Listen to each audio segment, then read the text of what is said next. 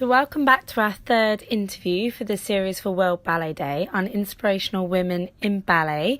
I'm Kirsty Stedman, this is for Ballet Bar, and I'm all connected with Merritt Moore, who has been so kind to hook up with me this evening, via Skype. So she's in the US, and you've been very busy this morning, haven't you? Yeah, it's already been super busy. Like, this morning was company class with Boston Ballet, and they're so inspiring and amazing.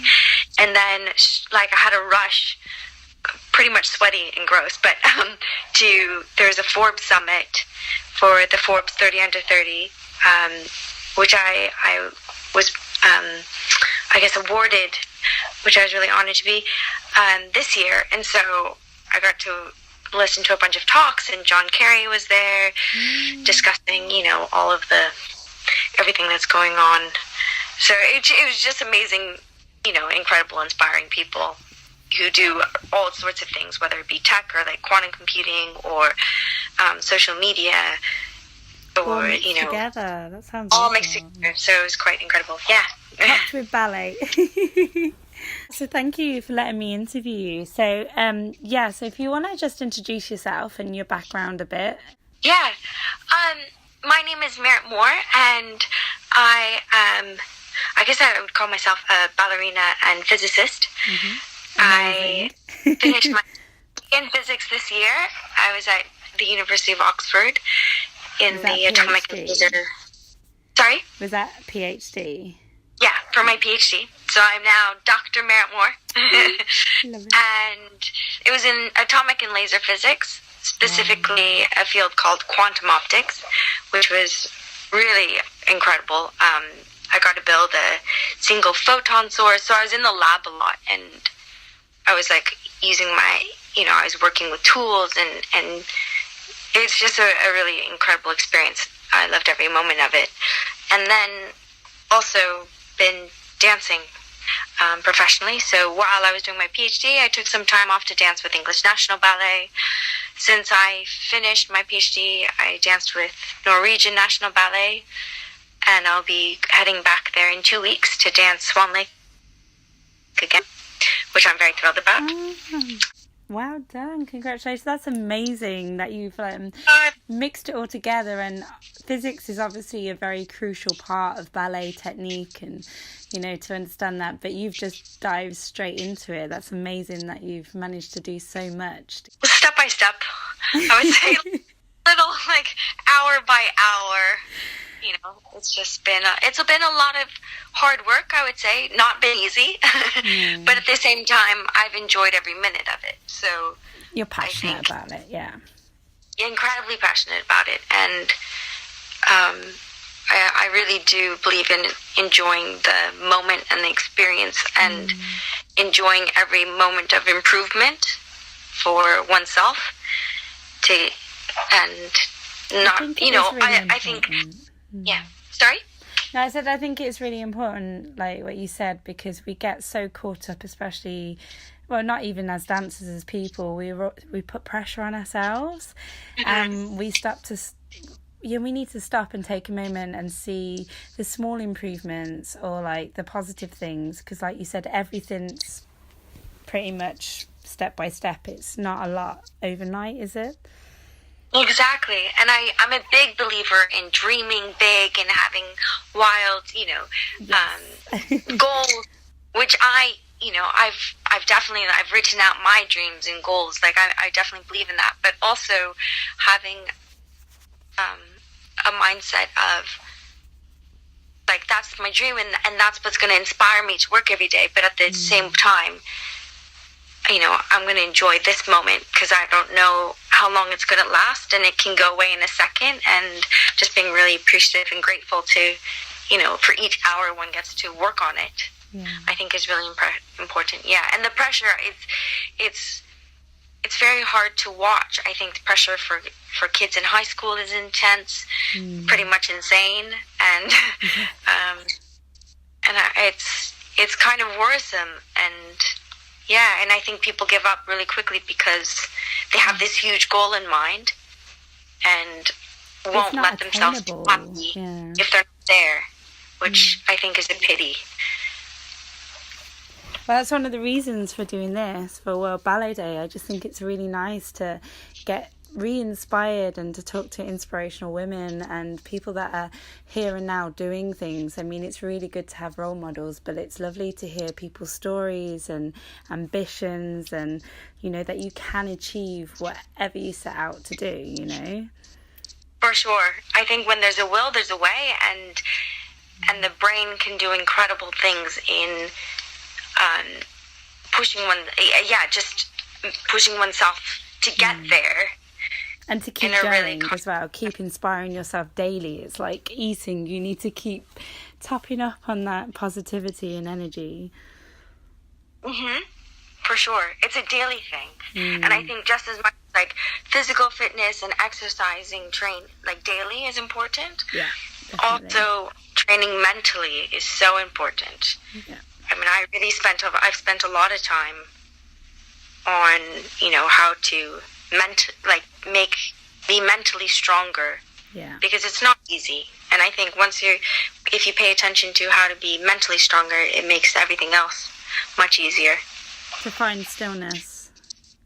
Yeah, to find stillness, to find inner strength, to find, allowing oneself freedom to be unique and different, and giving oneself freedom to make a mistake and be different, and perhaps go down a path that one has the impulse to, you know, go down, even if everyone says it's wrong.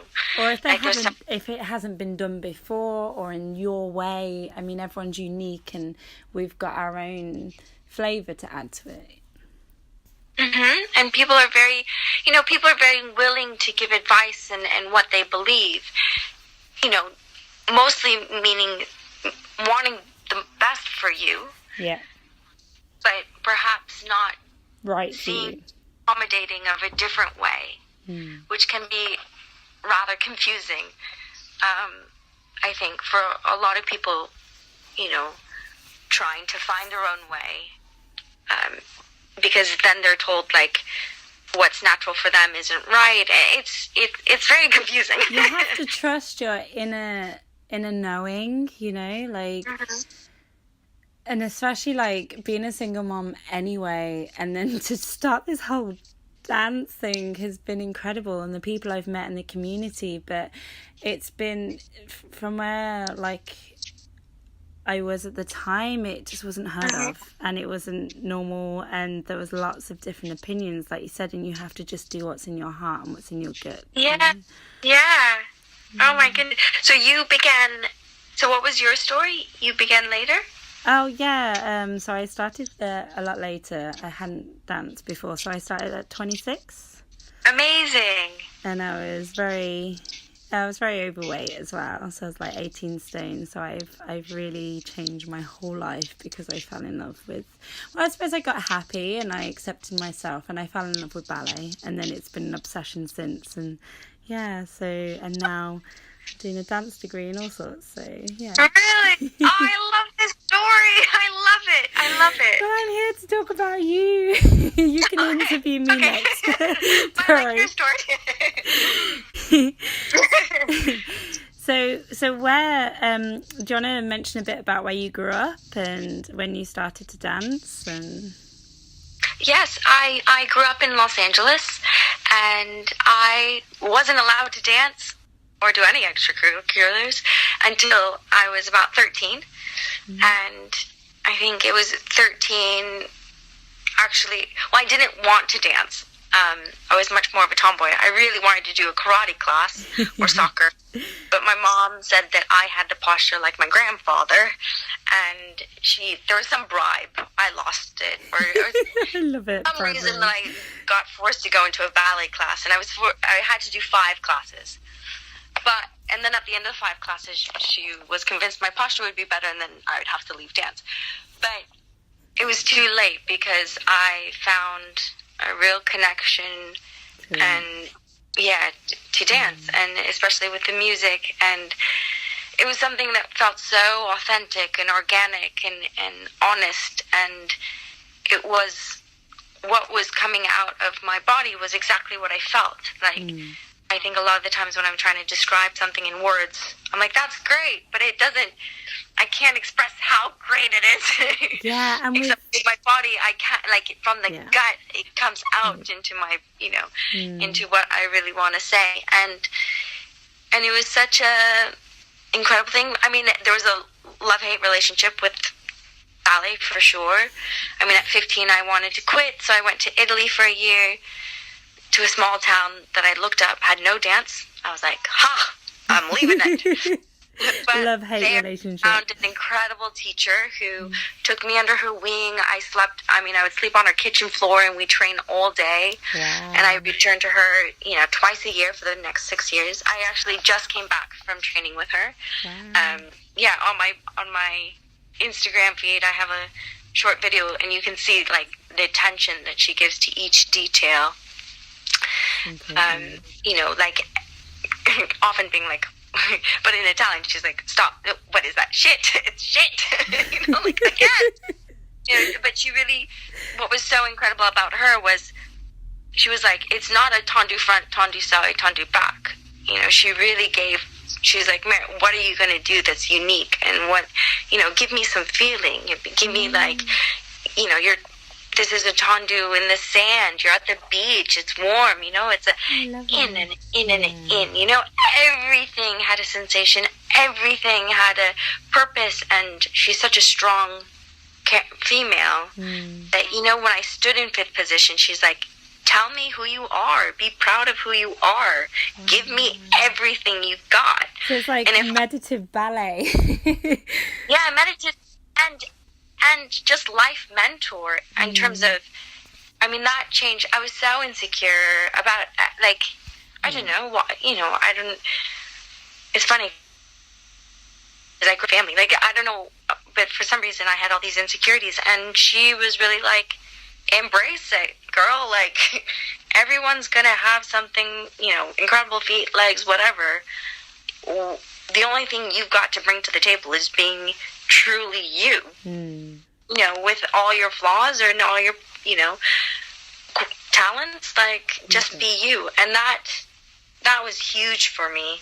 And then I went to, but never thought I'd be a professional ballet dancer. And so I was studying physics. I loved physics. I went to Harvard for physics. Thought I would quit dance again. Every time you do that, you fall into it. And then I fall back into it. I mean, I can tell you, I've, like, tried to quit dance so many times. I went to Harvard, and my first month, I was performing Twyla Tharp's Sinatra Suite, which is, that only, like, Baryshnikov and a handful of principal dancers around the world have performed. Like, oddly at Harvard, I was performing, and I was performing in front of friends and people who were loving to be there. No one knew about fifth position and technique, so all that mattered was artistry and energy, and so that, for me, was my biggest training, was performing, because then I was performing Balanchine's Apollo, and I was performing Blue Until June by incredible choreographer Trey McIntyre, and Heather Watts were there, and I mean, people from Alonzo, from Alvin Ailey and Paul Taylor. It was just, oddly, to be at Harvard for physics, I was having, like, the best. I'm trying to quit dance, and all these opportunities keep coming. Incredible opportunities. So by the second year of Harvard, I was 19, and I'd read that, like, Paloma Herrera had been 16 or, like, 17 when she was principal at ABT. So I was like, oh my God, I'm so old. At, like, 19, I freaked out. And I was like, okay, it's now or never. I don't want to have any regrets when I'm older that I didn't try. And so I just went on a rampage of auditions. I mean, I'd be, like, jumping on a flight every holiday. I went on to 25 auditions that year. I was, like, studying on the plane and, like, handing in problem sets from around the world, and it was so intense. But I loved, in the beginning, auditions are intimidating, but you learn to love it. And I got into Zurich Ballet, so I took a year off, went to Zurich Ballet. I'm totally rambling. Should I continue? I mean, no, that's fine. But this is important. You've had all these different experiences, and the way that you've followed your your guts and your passion, and continued with your love of physics and your studying and your dance as well.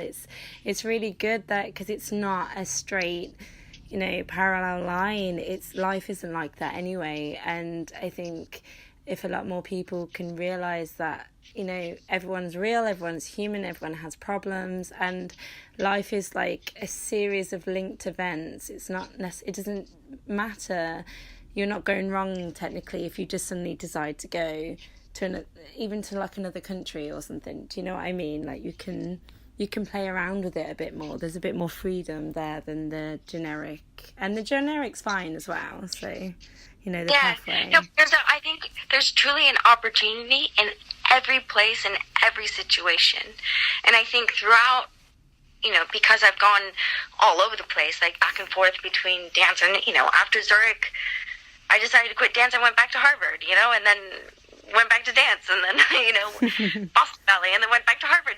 So what I really, truly believe is, like, from my experience in Italy, right? Like, I decided to leave dance, but I found this incredible teacher. I was like, who changed my life. But the fact that, I do believe everything kind of happens for a reason. If you keep your eye, if you keep your mind and soul open to the opportunity that's there. Like, I think I've been injured, and it meant, I was like, okay, this means I'm supposed to be focusing on physics now. This is a sign. And I embraced it as that. Without letting it get me down or stop me, and just, plow forward. Well, it was kind of meant to be, because you kind of paired the both together with physics on point, and so it's kind of like you've mixed the two, but it goes together with what you're doing now. So do you want to say a little bit about your physics on point? Yeah, I'm like, how did you find this? So I finished my PhD in January, and, my whole life I've been told that A, that I would never make it as a professional ballet dancer, and B, that I would never make it as a physicist, because I started both quite late. You got both. And then told that, like, I definitely couldn't do both. And so now I've just been like, okay, you know what? I've had it. And I used to hide that I did dance from my physics world, and that I did physics from the dance world. And at this point, I'm like, you know what? This is my life. Like, I'm accepting that I'm doing dance and physics, and I'm just going to put it out there, right? So I'm a big believer, and I think all the lessons I learned in dance have been so helpful in the physics lab, and everything that I've learned by being a physicist and being an experimentalist and having to start over from scratch over and over and over, and like having to like constantly like rethink, a problem, has really helped me in being a dancer. And so I've embraced doing both, and I'm continually pursuing both, separately to be excellent, even more, to be improved constantly in both as a physicist and as a ballet dancer, dancer in general. And then now it's probing and questioning how to integrate the two. And I think, that one I'm taking. I'm not, I'm taking. It will unfold as you keep going. Yeah, and I think, I'm constantly learning, and I don't want to rush it, combining the two, because I don't want it to be cliche in the end, and I want both to be, as excellent as it can be. And so, but I've worked in virtual reality now, combining the two. I've worked with integrating and choreographing with robots. I've worked with using fun. It's been really fun, and using like physics concepts as inspiration for film and for choreography. And I'll be performing in San Francisco next week with a artist and a musician and myself as a physicist, like combining the three. So it's led me into paths that I would never it's just opened a lot of doors, and it really kind of and you can't really plan for some of those collaborations because they'll be from networking or talking, or the fact that you're being so open with how your life is and all your passions. It will kind of create as you go along. Yeah. Can I ask you about the TV series as well? Yeah, there's a TV series called Astronauts Do You Have What It Takes? Dun, dun, dun. Are you going to the moon next? Is that the next plan? I really want to. I knew you were going to say that. Yeah, so this was a funny thing where BBC... I was writing my thesis, so I definitely shouldn't have applied, but I did. BBC was asking for possible astronaut candidates to be part of this. They were selecting 12, and I think it was a couple, like 3,000 candidates from around the UK applied, and they selected the 12 that they wanted, and some were like or actually applied to be an astronaut. When it was an RAF fighter pilot, one was a surgeon, another had like climbed Mount Everest like 12 times, and one was on the Olympic bobsledding team and PhD. Like, it was just an incredible group to be a part of, and I was not expecting the tasks that we had to do. Like, they told us the first day would be easy, but then I found myself in a helicopter with no instruction and told to hover it like 3 meters above the ground. I was just like, huh? I'm a ballerina. A helicopter? Are you kidding? A helicopter is nearly impossible to drive. It is. Wow. There's three different controls. Yeah.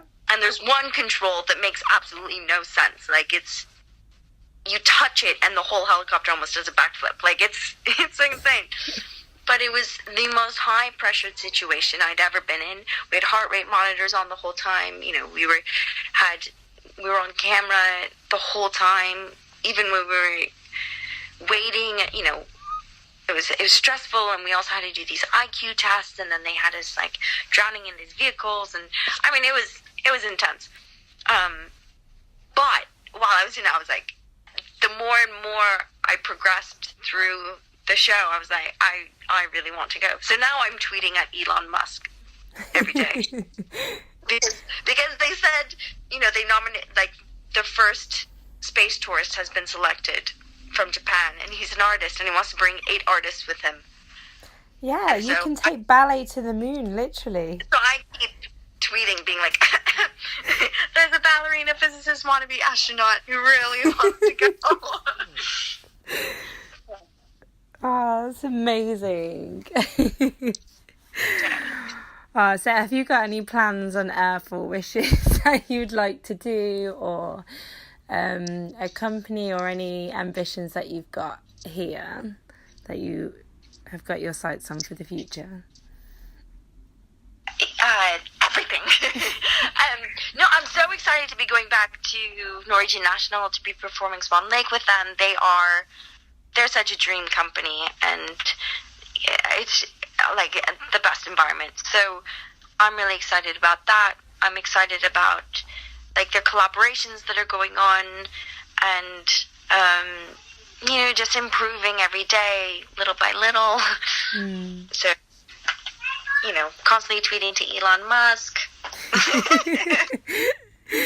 Yeah. We're all set. Every day, during stretching.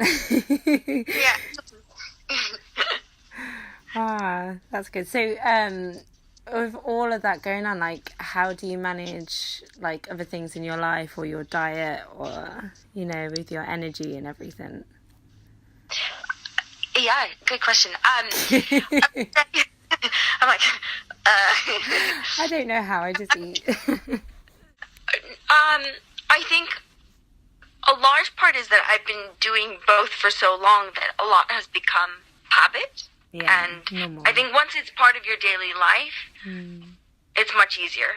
It's starting habits that's always the hardest. But then once it's a habit, then it's second nature. It's easier. It's little changes, because I know that. Yeah. And so I think at first, one needs to be persistent, but then it becomes habit, and it doesn't take as much control or anything. So, yeah, I have my, like, list. I mean, there are things that, one, I got inspired by my friend who would write down the 3 most important things to them. And then every morning before checking their phone, before anything. And then, having to think about, what are the 3 most important things in their life? And then refocusing their day based off those 3 things. Because I think a lot of the time we open up the phone and there are tons of, little messages, this and that, and things to do. And we lose track of what's really, whether it be family, whether it be a relationship, or whether it be a goal or a dream. But just hopefully making sure that every day there's a little bit getting invested in those 3 main things. Because life can just, drag us along, and then we're like, oh my God, 3 years have passed, and going towards the goal nothing has happened. And I'm not, so that's one thing, and right, just keeping note and having little lists and just plodding along. Being mindful about things. It comes back to being mindful. And continually, I continually tell myself, and just aware of, like, look, I'm going to have fun, like, doing this. I really like to view life as a playground, and I'm going to enjoy it and go explore and this and that. And at the end of the day, I have my dreams that inspire me, but if it doesn't work out, like... Well, like you said, you didn't want any regrets when you got older. Like, yeah. Sorry? You said earlier you didn't want any regrets. Yeah, I want to know that I've given everything I've got. Like, I've given it my all. And that was my mindset when I was auditioning, was like, I want to know that I gave it my all, and if I didn't make it, I didn't make it. Like, then that was my limit. Like, I love questioning where, I keep trying to test what I'm like, I almost want to hit it. Like, I'm like, can we hit the limit so I can chill out now? But, if you're always constantly working, it's inevitable you'll always improve. Like, it's just going to happen. And there are times where I was really I felt like I was at a really bad plateau, and I was like, maybe I've hit my limit. Maybe I can't improve anymore. But I just told myself, I was like, Merritt, in 3 months, you're going to give everything you've got for 3 months. And if nothing improves, you can quit. But obviously, after 3 months of hard work, of really hard work, you're going to, it's inevitable to improve. So I wasn't allowed to quit. It was a bit like when they first made you go to ballet, they made you do it for 5 days. So you kind of probably took that on, and in a way that might be a piece of inspiration for other people. Like, if you make a decision, then at least stick with it for a bit longer, or in terms of hard work and practice, and just to see that little bit longer to see if you feel the same way. Especially with something with dance, because dance is a relationship in itself, especially ballet. It's a lot of time. Sometimes it's really easy, but then sometimes it's really tough. A pain in the butt, literally. Yeah. I think that's so important. A lot of the times I'll say, okay, Merritt, just, I set myself time limits on things, because I'm just like, Merritt, don't think, just do it for 2 weeks, and then you can reassess. And often, things are a lot better in 2 weeks. But I think, we're so used to having instantaneous gratification that we won't give ourselves 2 weeks to test something out. And even if it's to let something go, it's just having that flexibility of having the reassessments and be able to, even if you've got quite a calm life, I mean, it's important to keep reevaluating anything in your life, really, because we're always growing and life is always changing, so we always have to adjust even slightly, Yeah. I completely.